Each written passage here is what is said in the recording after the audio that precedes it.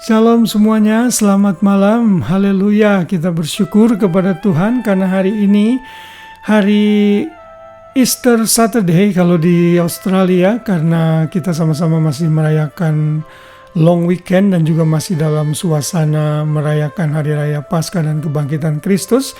Dan secara kalender, kalau Bapak Ibu Saudara memperhatikan siklus kematian dan penderitaan Kristus, hari Sabtu ini atau hari Sabat bagi orang Israel sampai memasuki hari Minggu berikutnya, hari berikutnya itu Tuhan Yesus berada di dalam kubur sebelum ia dibangkitkan pada hari Minggunya yang kita rayakan sebagai hari kebangkitan Kristus.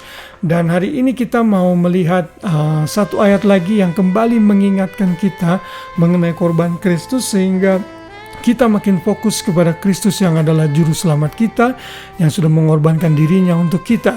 Ayat hafalan kita diambil dari 1 Petrus 3 ayat 18 yang berbunyi demikian. Sebab juga Kristus telah mati sekali untuk segala dosa kita, Ia yang benar untuk orang-orang yang tidak benar, supaya Ia membawa kita kepada Allah. Ia yang telah dibunuh dalam keadaannya sebagai manusia, tetapi yang telah dibangkitkan menurut Roh. Haleluya. Ini adalah ayat yang dicatat oleh Rasul Petrus dalam konteks agar kita menderita dengan sabar. Orang percaya ada saatnya diizinkan Tuhan untuk menderita bagi Dia. Dan kalau saat kita menderita, kita harus ingat kepada Tuhan Yesus yang sudah menderita bagi kita, yang sudah naik ke atas kayu salib menebus dosa kita. Penderitaan yang Yesus tanggung itu bukan karena untuk dosanya, karena Ia Tuhan yang kudus dan tidak bisa berdosa, tetapi karena dosa seluruh umat manusia, agar manusia yang percaya kepadanya diselamatkan. Kalau kita membaca dalam ayat-ayat yang selanjutnya, Petrus memberikan sedikit pewahyuan atau pengertian kepada kita apa sebenarnya yang Tuhan Yesus lakukan saat Ia ada di dalam kubur. Dan kalau kita melihat di dalam ayat yang ke-19 sampai 20, Tuhan Yesus ternyata mendeklarasikan kemenangannya kepada roh-roh yang ada dalam penjara. Kita lihat ayat ini dalam 1 Petrus 3 ayat 19 sampai 20. Dan di dalam roh itu juga Ia pergi memberitakan Injil kepada roh-roh yang di dalam penjara, yaitu kepada roh-roh mereka yang dahulu pada waktu Nuh tidak taat kepada Allah, ketika Allah tetap menanti dengan sabar waktu Nuh sedang mempersiapkan bahteranya, di mana hanya sedikit, yaitu 8 orang yang diselamatkan oleh air bah itu. Sepertinya ayat ini menyatakan bahwa Tuhan Yesus itu mendeklarasikan kemenangan kepada roh-roh jahat yang ada di penjara saat itu. Ini adalah tempat penyimpanan khusus roh-roh jahat yang Tuhan simpan karena mereka demikian jahatnya pada saat masa Nuh, sehingga mempengaruhi orang untuk percaya kepada Tuhan saat itu. Dan memang ada roh-roh jahat yang karena terlalu jahat harus disimpan dulu di abyss atau di bentuk lain dari neraka sampai nanti Tuhan buka. Misalnya nanti di masa tribulasi di kitab Wahyu itu akan dibuka untuk menganiaya orang-orang yang hidup pada saat itu. Dan kata memberitakan Injil sebenarnya ini kurang tepat. Seharusnya mendeklarasikan kemenangannya, menyatakan kemenangannya, memberitakan kemenangan atas roh jahat tersebut yang ada dalam penjara. Jadi Tuhan Yesus pada saat hari Sabtu saat Ia dikuburkan, ada di dalam kubur di dalam roh, Ia menyatakan kemenangannya atas roh jahat.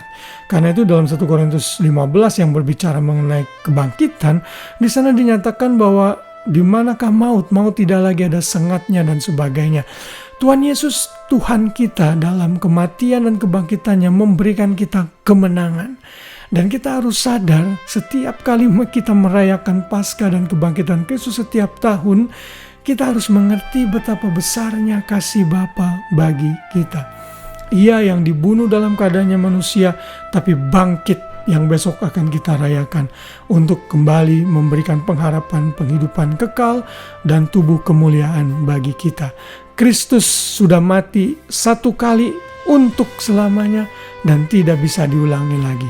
Tugas saudara dan saya adalah percaya kepadanya, percaya kepada karya Kristus di kayu salib, dan menjadikan dia Tuhan dan Juru Selamat. Saya berharap pesan ini, firman Tuhan ini memotivasi kita untuk memberitakan Injil kembali. Renungkan dan bagikan berita kabar baik ini kepada orang lain. Nyatakan bahwa Yesus sudah mati bagi kita, Yesus sudah menebus dosa kita, mengorbankan dirinya untuk kita. Dan oleh karena bilur-bilurnya, kita sudah disembuhkan. Dan darahnya adalah pendamaian bagi kita, sehingga kita yang tidak benar dijadikan benar oleh karena kasih-Nya. Inilah yang disebut penebusan, di mana kita dibeli dari perbudakan dosa untuk masuk ke dalam hidup yang kekal dan menjadi hamba atau budak kebenaran, di mana Yesus adalah master kita atau Tuhan kita. Haleluya, saya sangat bersyukur kembali sekali memiliki Yesus Juru Selamat kita, Juru Selamat saya, dan saya berharap saudara pun merasa demikian.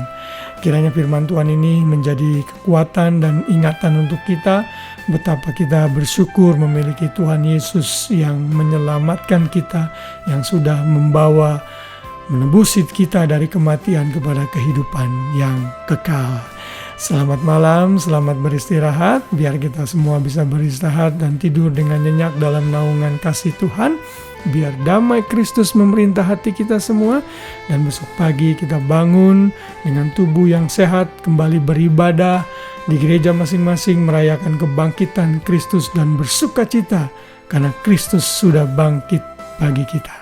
Terpujilah nama Tuhan kita Yesus Kristus. Tuhan memberkati kita semua. Shalom.